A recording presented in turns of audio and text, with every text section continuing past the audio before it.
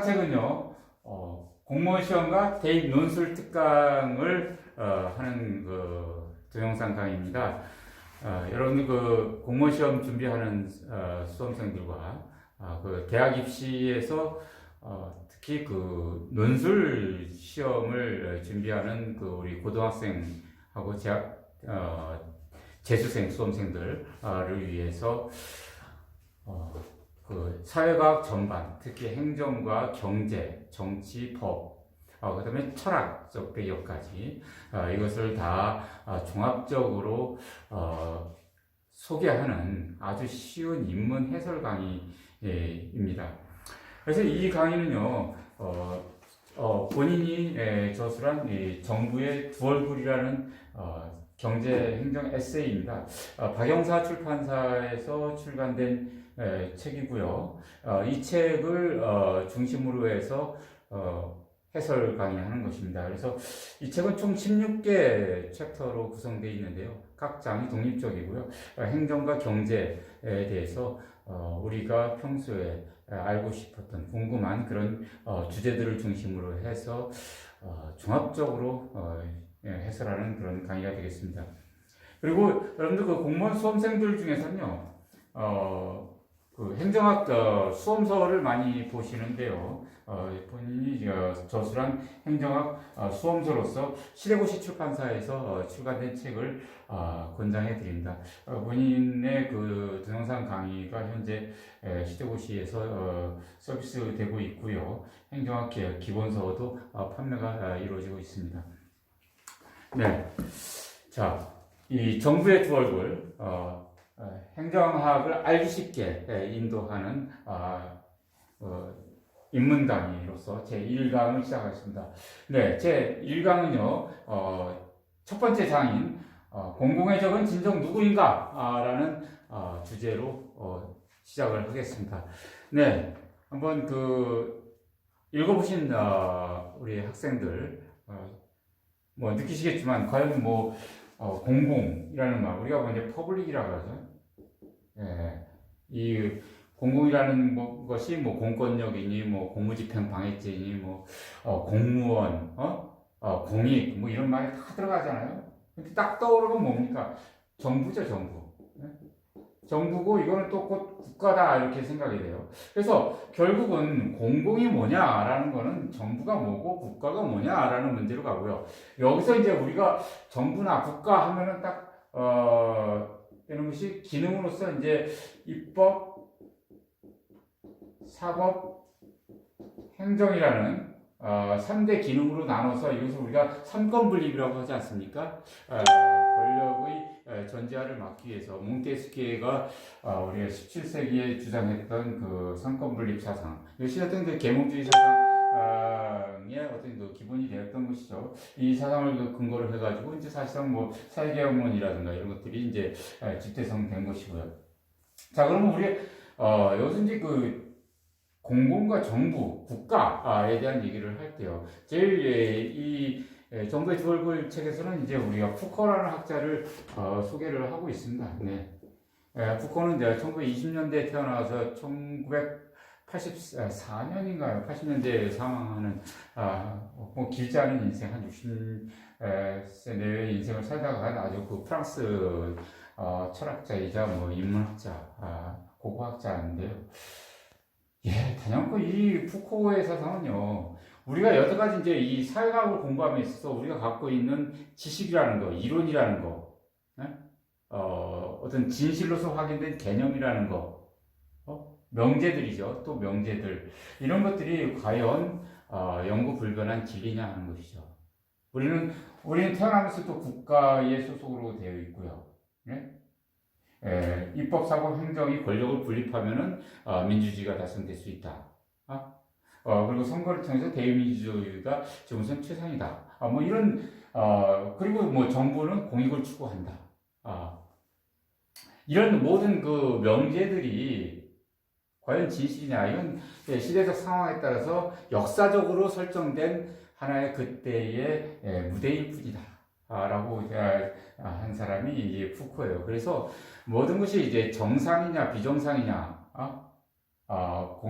공공이냐 사익이냐 라는 퍼블릭과 프라이빗의 대립적 개념도 이것도 역사적으로 누군가에 의해서 설정된 음모일 뿐이다 라고 하는 것이 이제 푸코예요. 물론 이제 행정학 책이라든가 뭐 경제학 책 이런 쪽에서 직접적으로 다루고 있지는 않지만 우리가 공공의 진적 무엇인가, 정부란 진정 무엇인가, 국가란 무엇인가 하는 것을 생각해 봄에 있어서 대놓고 한번 우리가 짚고 넘어가야 될 학자다라고 볼 수가 있겠습니다.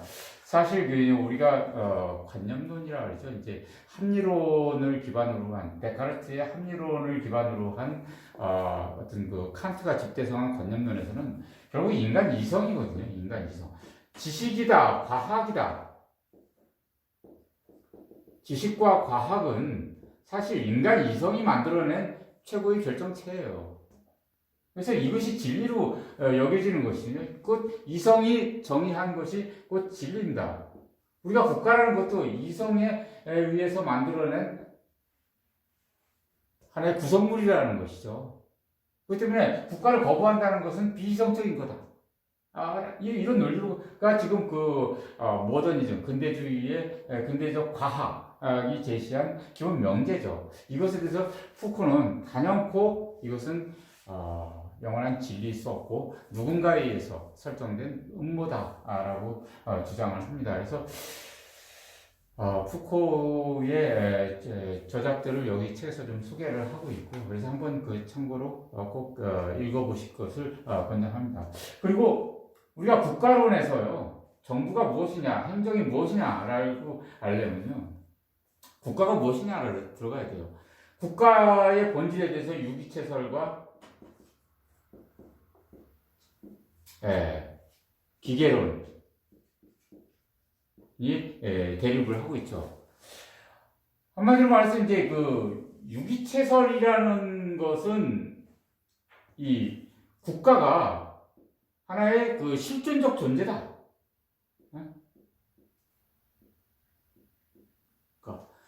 적이 넘어 어딘가에 존재하는 우리 인간 이성으로서 만들어낼 수 있는 최고 단계의 인간을 넘어선 어떤 존재다, 절대자다. 우리가 이제 헤겔이 얘기하거든요.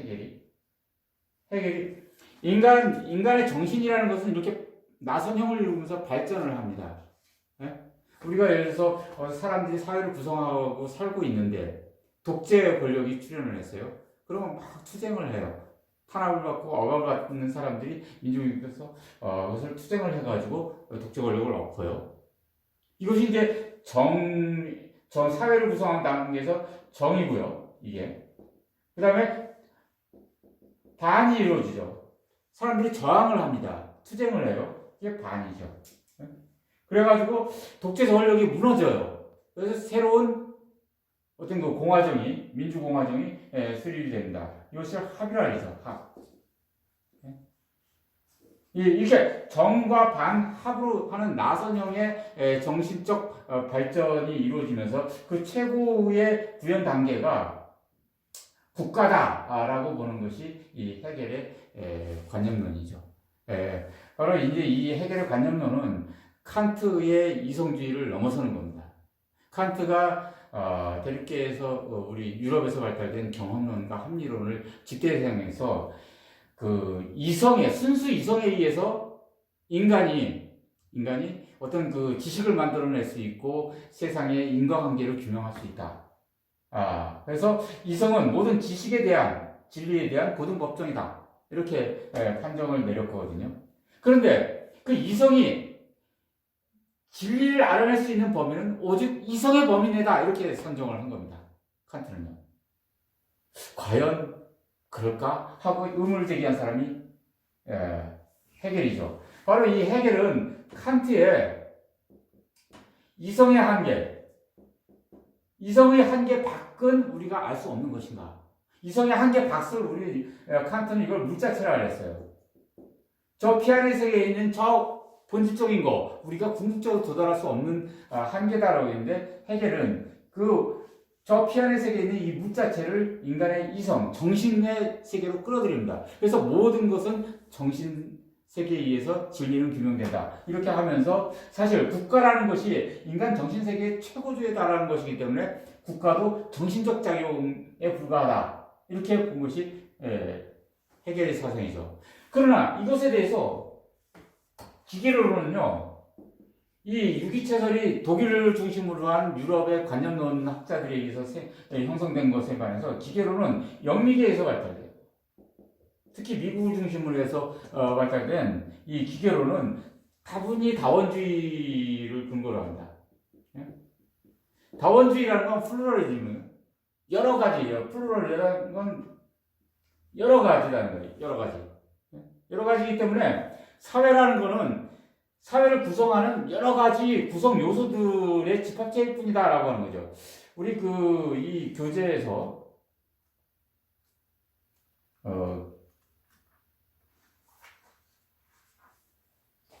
35쪽을 보시면요. 정부의 두 얼굴 책 35쪽에 보면은 그림이 나와 있죠. 그림 1-3 보면은 이 국가의 본질에 대해서 육체적 정부관과 기계론적 정부관을 그림으로 도식화해서 소개를 하고 있습니다.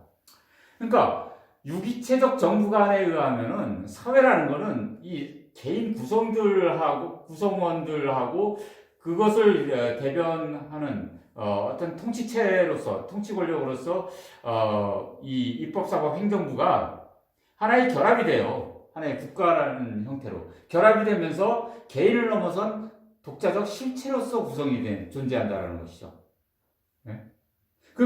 물론 이 국가와 개인의 관계는 어떤 불침투적, 침투할 수 없는 경계선이 존재합니다. 왜냐? 민간의 영역하고 국가 권력, 공권력이라는 공공의 영역이라는 것은 분명히 다른 것이다. 라는 이원론적 세계, 이분법적 세계관을 갖게 되는 것이죠. 그래서 민간은 사익을 추구하고 시장의 영역이고 공공은 공익을 추구하고 권력의 영역이다. 정치의 영역이다. 이렇게 설정해가지고 우리가 법에서 얘기하는 특별 권력 관계다. 정부에 대해서 공무원의 선발해서 임용하는 관계는 기업에서 직원을 선발해서 사용하는 그런 고용관계하고 본질적으로 다른 어떤 특별 권력 관계다. 이렇게 보는 이런 모든 관점들이 바로 이 유기체설적 관점이에요. 이에 대해서 이제 기계론적 관점에서는 바로 사회라는 거는 사실 개인 구성원들의 합에 불과하다. 그럼 국가는 뭐냐? 이 사회 구성원들의 필요에 의해서 만들어진 하나의 도구, 즉 기계장치에 불과하다. 이렇게 얘기하는 것입니다. 그래서 우리 유기체설의 근거가 되는 그런 사상들은요, 국가 법인설로 나가고요. 그 다음에 순수법 학파의 이 법 단계설 이런 쪽으로 나가는데 여기가 이제 법 실증주의를 기반으로 하는 거예요. 그래서 이런 법에 대한 그런 기본 개념이 다른 것이죠. 유기체설에서는 국가의 존재를 개인을 넘어선 초월적 존재로 보기 때문에 국가가 만들어낸 이런 통치 도구로서 하나의 국가는 강제력이거든요. 강제력. 이건 법이고 즉 규범입니다.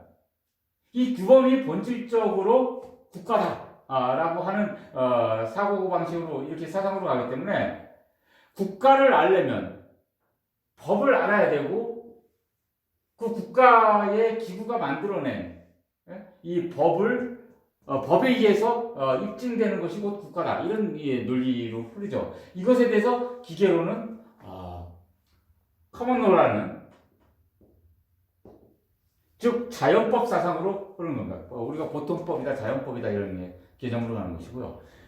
이 국가는 하나의 필요한 도구에 불과하고 사람들이 만들어낸 도구에 불과하고 이 법이라는 것은 인간이 만들어내기 이전에 인간이 만들어낸 실정법과 법과 다른 그 초월적인 그 원시 사회에서의 법이 주어진다. 여기서 이제 사회계약론이 나오는 거예요. 사회계약론이라는 것이 이제 원시 상태에서 시민적 자유, 즉 재산적 자유를 지키기 위해서 그 사회 구성원들이 계약을 통해 가지고 국가기구를 만들어낸다라는 그 어떤 그 권력에 대한 위임론이거든요. 그 때문에 국가 권력이 위임된 권력을 당초의 목적대로 행사하지 않는, 즉 독재 권력으로 비약할 때 그 권력을 단호히 응징하고 끌어내릴 수 있는, 폐지할 수 있는 그런 어떤 저항권이라는 논리가 여기 사회계약론에서 나오는 것이고요. 그런 그 저항권은 뭐냐? 이 커먼노에서 나온다는 거죠. 그러니까 인간의 실정법에 의해서 인간이 만들어낸 국가기구에서 실정법이 그런 그 커먼노를 부정할 수 없다라는 이런 사고방식으로 흐릅니다. 자, 바로 여기서 우리는 국가의 본질이 뭐냐라는 것으로 가는 겁니다. 그래서 국가의 본질은 유기체설적 관점으로 볼 수도 있고요, 기계론적 관점으로 볼 수도 있습니다. 이것은 그 유럽 대의 절대주의 국가를 중심으로 했던 유기체설과 그 다음에 영미계의 어떤 그 시민혁명을 기반으로 한 그 기계론, 이것은 상당히 이질적인 세계관이고요. 그건 역사적으로 형성되어 온 국가에 대한 관점이에요.